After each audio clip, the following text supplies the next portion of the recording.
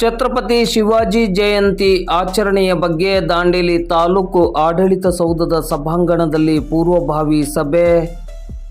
ಶ್ರೀ ಛತ್ರಪತಿ ಶಿವಾಜಿ ಮಹಾರಾಜರ ಜಯಂತಿ ಕಾರ್ಯಕ್ರಮದ ಆಚರಣೆಯ ಬಗ್ಗೆ ದಾಂಡೇಲಿಯ ಅಂಬೇವಾಡಿಯಲ್ಲಿರುವ ತಾಲೂಕು ಆಡಳಿತ ಸೌಧದ ಸಭಾಭವನದಲ್ಲಿ ತಹಶೀಲ್ದಾರ್ ಶೈಲೇಶ್ ಪರಮಾನಂದ್ ಅವರ ಅಧ್ಯಕ್ಷತೆಯಲ್ಲಿ ಇಂದು ಮಂಗಳವಾರ ಬೆಳಿಗ್ಗೆ 11:30 ಗಂಟೆ ಸುಮಾರಿಗೆ ಪೂರ್ವಭಾವಿ ಸಭೆ ಜರುಗಿತು.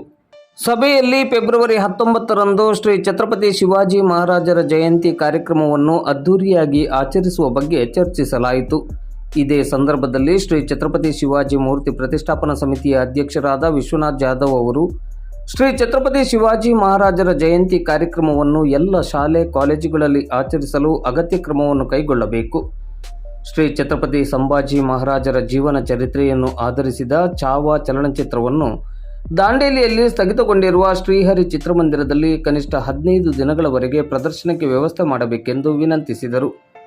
ಸಭೆಯಲ್ಲಿ ಪ್ರಮುಖರಾದ ರಾಮ್ಲಿಂಗ್ ಜಾಧವ್, ರವಿ ಸುತಾರ್, ನಾಗರಾಜ್ ಶಿಂದೆ, ಮಂಜುನಾಥ್ ಹುಲ್ಕೊಪ್ಕರ್, ಪ್ರಶಾಂತ್ ಹುಲ್ಕೊಪ್ಕರ್, ಸಂತೋಷ್ ಸೋಮನಾಚೆ, ವಿಜಯ್ ಮಿರಾಶಿ, ಸಂದೀಪ್ ಶಿರೋಡ್ಕರ್ ಹಾಗೂ ಮೊದಲಾದವರು ಮತ್ತು ತಹಶೀಲ್ದಾರ್ ಕಾರ್ಯಾಲಯದ ಅಧಿಕಾರಿಗಳು ಮತ್ತು ಸಿಬ್ಬಂದಿಗಳು ಉಪಸ್ಥಿತರಿದ್ದರು.